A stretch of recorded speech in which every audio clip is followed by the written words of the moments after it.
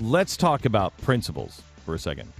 Let's talk about what we're facing as a nation. How is this going to affect you? It's going to affect you in many ways.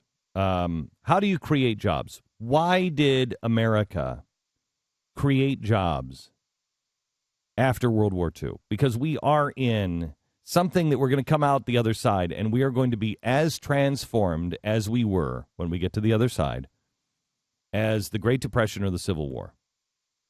When we got out of World War II, we were a different country than we were in 1929. Radically different. And we were an industrial giant on the other side. Why did that happen? Well, because in 1929 we had just really started manufacturing things on an assembly line. That made a huge difference. But then we found ways in World War II to pretty much put everything on an assembly line, manufacture everything that way because we had to. We're going to have to do things differently if we're going to survive. If you want to be Mexico, well, then keep going on the road we're going. But if you want to be America, we're going to have to redesign absolutely everything. Everything. And that's what this election really is all about. What do we look like on the other side? The other thing that we had in World War II that nobody else really had, and that is abundance of cheap energy. We were exploiting our own resources, our own oil, our own coal. We still have more coal, and I'll bet we have, when it's all said and done, I bet we have, honestly, up in Alaska, if we really went for it, don't you think, Pat? Am I speaking out? Stu, you probably would be a better expert on this one.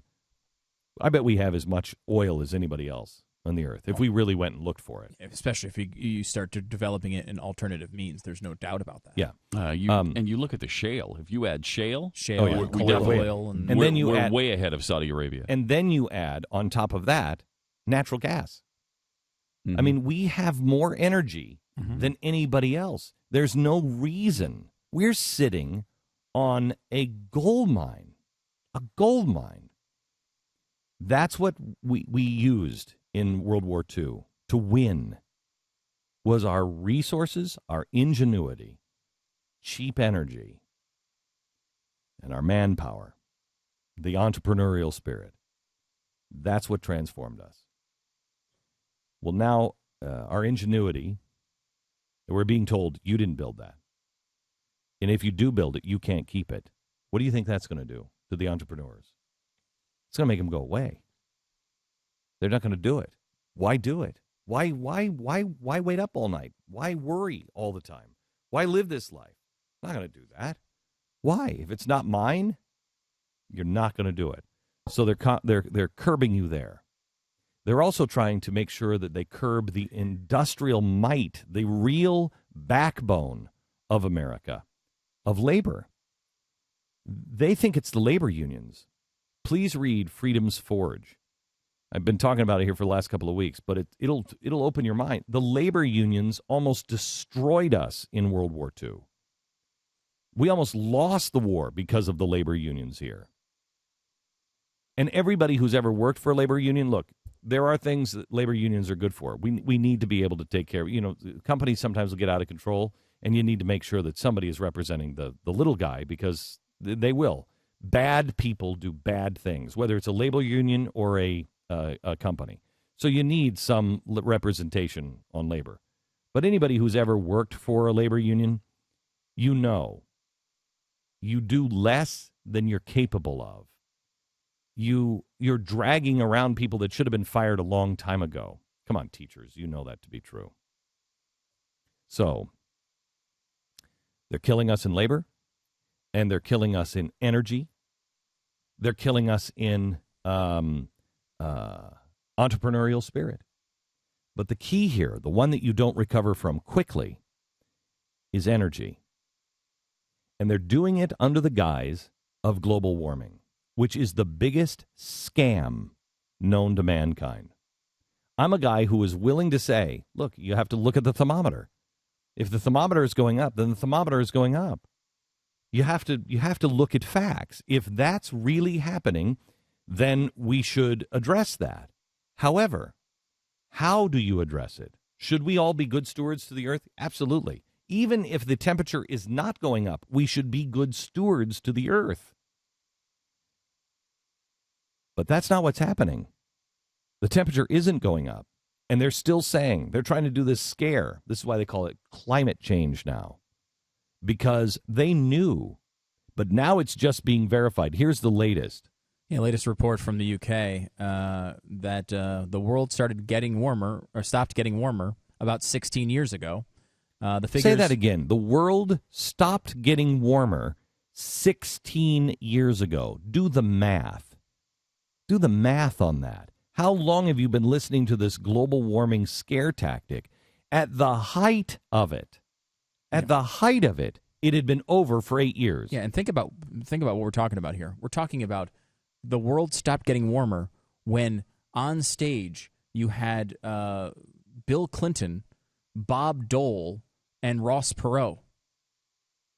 That was the debate we were talking about when the world stopped getting warmer, according to this latest data, and this is from the Daily Mail in the UK.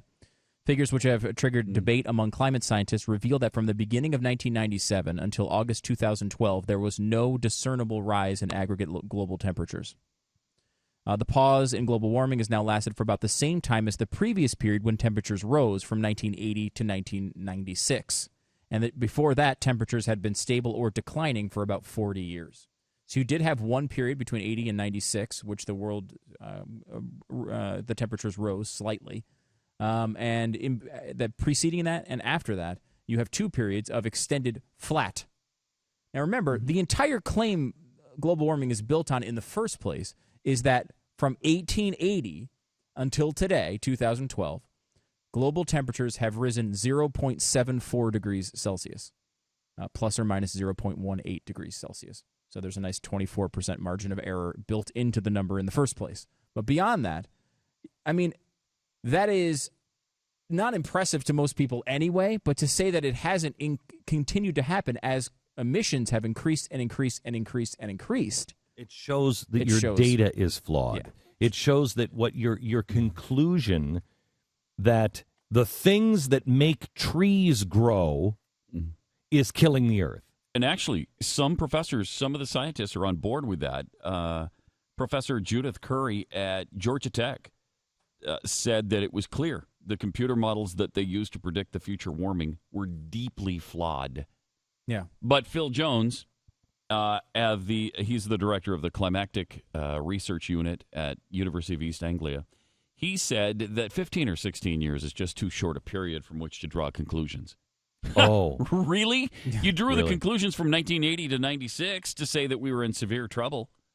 Why wasn't that period too short, but this one is?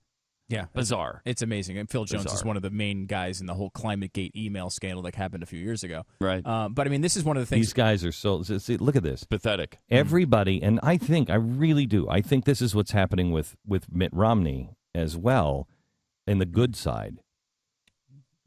Let these guys just destroy themselves. Just let them destroy themselves. All you have to do is stand up for the truth. You don't have to be vitriolic. You don't have to do all the things that we have done in the past. I wish I would have been a smarter man, but I'm not. But you don't need to do all the things. You don't need to say. All you have to do is just calmly state the facts. Here it is. And they will destroy themselves in the end. And because the truth will win. The fact is that just under the surface of the earth, it's incredibly hot down there, several million degrees. Several million degrees. Does Al Gore have any credibility with anybody now? Yes, oh, yeah. It's because of our SUVs that the earth has a fever.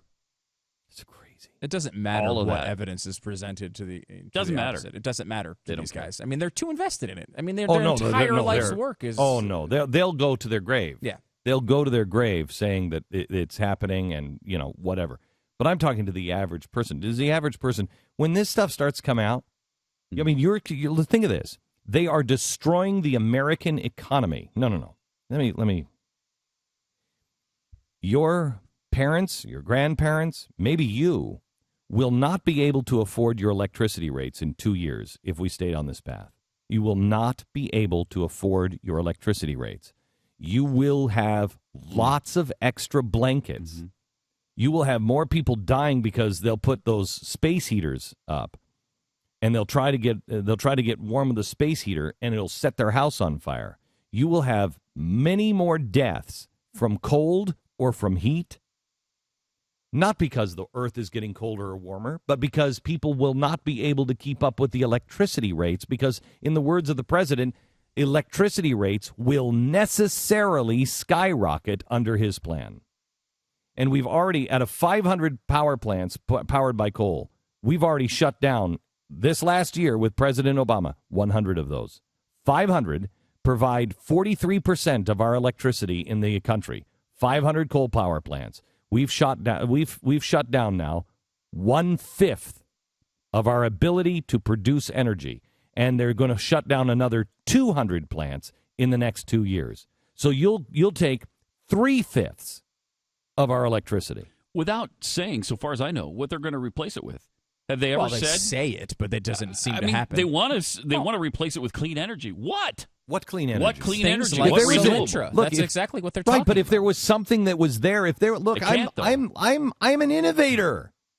I'm a guy who's an innovator. You drove I believe a hydrogen in the car around. Right. I believe in the future. I believe in the next generation. And when I see it, and I did believe that the hydrogen car, and it would be, the hydrogen car is the answer if you would get people to build a nuclear power plant.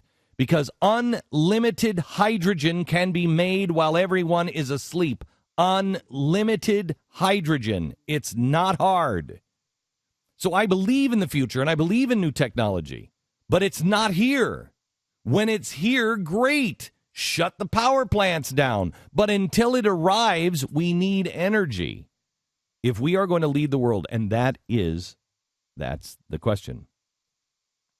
Does the person leading the United States of America want America to lead the world, or to be an also-ran, to be like everybody else? Well, I have news for you. As nice as that is, we want everybody to succeed. That means your lifestyle will go down and it will become like the rest of the world. If you think that's a good idea, why don't you just move someplace else? Seriously. I mean, I'll pay for it. I will move you someplace else.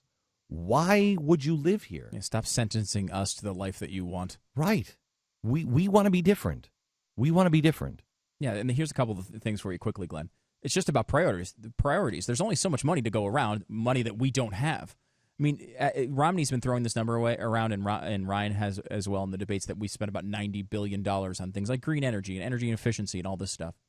We spend $30 billion a year on cancer research, $90 billion on this crappy green nonsense, and $30 billion on cancer. Wow. Which one would be more important to your life? And let me tell you something. If you cured cancer, if we as the United States of America cured cancer, we'd pay our debt off. Oh, yeah. It's we'd that pay big a deal. our debt off. Mm-hmm.